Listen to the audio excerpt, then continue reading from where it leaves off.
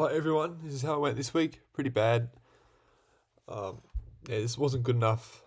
I knew it was going to be a difficult round. Just had a lot of players who expected to play, but then they either got injured or was laid out prior to the round beginning, like with Richards and a few other players who didn't get selected. Went down 1,000 spots in the rankings. Just had a similar round rank to last week. So, man, it's not a disaster of a week. There's a couple of players that underperformed. So we start off with Dacos, took the VC option there. Ended up being a great score. But then you've got Bont, who got 186. So I lost 30 points on those people. It's not a huge deal. It's not my biggest problem this round. Ryan, 124, happy with that. Houston, 98, a little disappointing. Didn't even score 100. And since I've brought him in, he's actually dropped in price, which is a bit frustrating because people are going to bring him in before going to bring him not this round but the round after. So it's not a disaster. He is fairly consistent. So his floor is pretty high, but it's frustrating when you bring a player in and they have score under 100 twice in a row. And then Nick Martin is another player who's just dropped off a bit of form. It's not an absolute disaster, but it's not where you want him for the price. I paid $450 for him, so I made profit from him, but for a top 6 defender, he's probably not quite there at the moment. And there's probably a few other players that are ahead of him at the moment. It's still going to be a hold because it's still just to carry through the bye rounds and just assess there. I also want to get rid of all the other rookies off first. There's only a few left, but you still want to do that first before you sideways trade or luxury trades. And obviously Whitfield didn't play. He wasn't actually captain, so and then you've got Draper 69. That's pretty good. I think that's one of his best. That's his highest score of the year. So I'm happy with that. He did well when I needed him to. And for the best team of the round, I think. Now, I've never seen Melbourne play that bad for a while. That was just shocking by Melbourne. Then you got Cheese or Reed who didn't play. Reed, yeah. With Reed, he's apparently got injured in the VFL. So it's unlikely he's going to play against Carlton. I was hoping he would get up against Gold Coast, but wasn't quite ready. And now he gets another injury. So it's just bad luck with Reed. He's a good enough player. He's definitely there. In terms of if he does play, he will score right. It's just a question of getting his body right, and that's just a huge problem. So I'm still going to hold on to him. See how we go. It would have been great this week, so I really need that extra cover. Just very frustrating. And then you got Bont 186. I believe he was the best player of the round. Well, Supercoach scoring wise, yeah, he won Bulldogs the game pretty much. 186. Yeah, phenomenal. What more could you want? That's a captain's score right there, and that's his best score of the year by a fair amount. So if you took the VC option on Bont, you'd be laughing. I think Dacos would be a bit safer because he's in slightly better form, but I'll take a 156 any day of the week. And we've got Butters 98, a little disappointing from Butters, or just poor lad in general, disappointing. Butters and Houston got both 98, which is interesting. And onto Sarong 102, which is probably disappointing considering won by almost 100 points. Fremantle, you expect him to get like a 140, 150, but it was a pretty even game, even spread from Fremantle. They had a lot of players who scored over 100, which is what you want as a team. The Supercoach, standpoint, you want a bit more. And then probably the biggest disaster of the round for me is Jordan Dawson, 155. It's just shocking score. Yeah, disaster. And I don't even think he'd be in the top 10 midfielders, or probably not even top 12. So him and Green are probably going to look to do sideways trading after the bye once I get rid of all the rookies off field if I can. See, Dawson does have that high potential of getting that 170 score, but he's just inconsistent, and it's just frustrating. He had a decent month of form, had a terrible start to the year, like the first month, just like Adelaide, and it's just I just don't know what to do with him.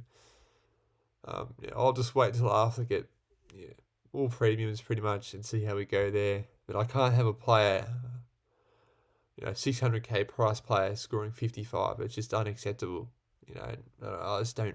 It's just not. It's just frustrating.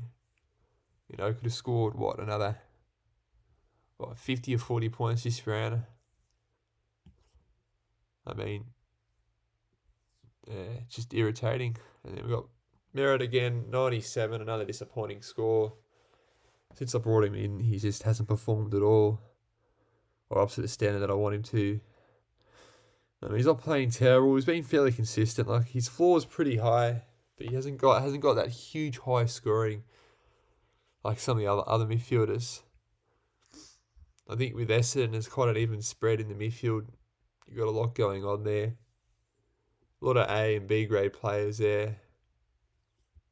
And that's probably the issue with Merritt. He's not like the one-star show. So he might be another player potential we can get rid of at the end of the buys, or when I get the full primos. I'm not too sure. It's probably the least of my problems at the moment. At least he's not putting disaster scores like Dawson, but still below what we expect from Merritt. And then Miller, 108, got a goal he shouldn't have got in the last couple of minutes. There was just a bullshit 50-metre penalty. I mean, it helped my side, but I'm not particularly happy about it. Look, 108 is the standard, nothing to, cry home about, but nothing to really celebrate either. So, it's another pick that hasn't really gone. But it's been an average selection, is a better way of saying it. And then Walsh has been average, even though Carlton won. Ever since his first couple of games, he's just been a mediocre selection. Not a disaster, but it's not as I hoped. I hope he was going to score as much as what, a Sarong or a Bont or Butters in terms of average. But he sort of dropped off a little bit. And then Sullivan, 61. I'm happy with that. He's done his job. And then we're going to have Tom Green, Garcia. He's probably might be a trade out, but Tom Green will come back in. And then Gawn, 95. Average score from Gawn. And I think, just in general, Melbourne just absolutely crap. By far the worst team of the round. And look, that's probably hopefully his one-off game for Gawn. I mean, if you had him as captain, you'd be disappointed. But most people would have had either Dacos or Bond, as a VC option and probably taken that score anyway. So it's not a huge deal. That's not my major concern. They just had an off game. And then you got Sweet, he didn't play. So I was hoping to bring in English this week, but I couldn't afford it, which sort of stuffed up my round a little bit too. If I had English in this week, it would have probably improved my ranks a bit because he scored 130.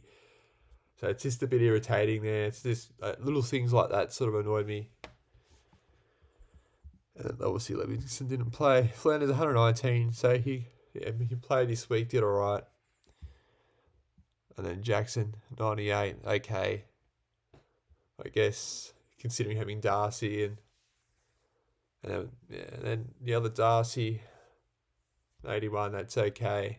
I wanted to get rid of Darcy this week, but I couldn't because of the players and buys. He's got lost a bit of price, but 81 is okay, so it wasn't too much of a loss.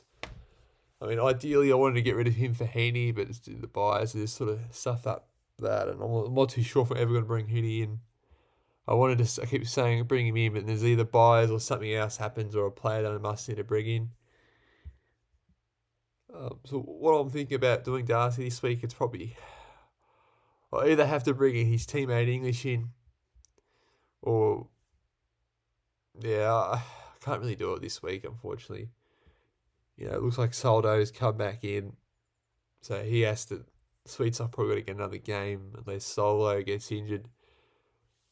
And probably, I think English is probably an ideal selection. Could take the gamble on with Sherry, since he had his bye. That's another play I'm thinking about doing. I need to have a look at the round 15 buys. So, be either English or Sherry. I'll probably bring in this week. There's no really other than probably Heaney. There's no other player really in particular to bring in. And with a forward line, it's just like, who knows? And we've got Garcia, 54, disappointing.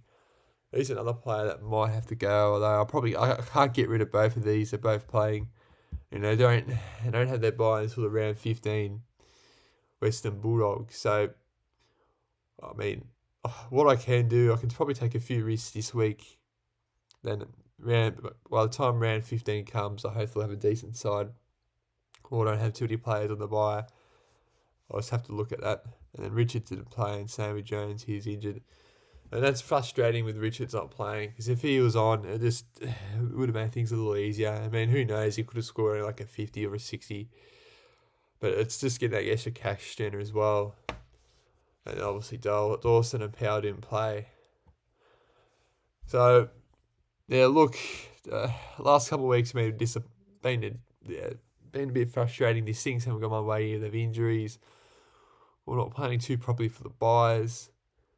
Did field 18, I believe, this week, but I think having Dawson having a shocking score and a few other players, it was a bit nothing. No one really went bananas other than Bont and Dacos. After that, it wasn't particularly that great, to be honest.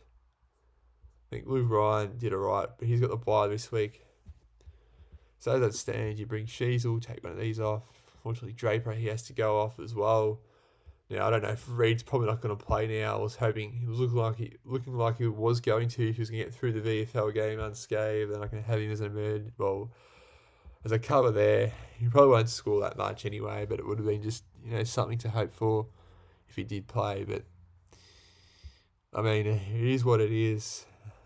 I know he's just going to be that loophole option. Although you sort of need players like that playing during the buys, and obviously Green's going to be playing back, so.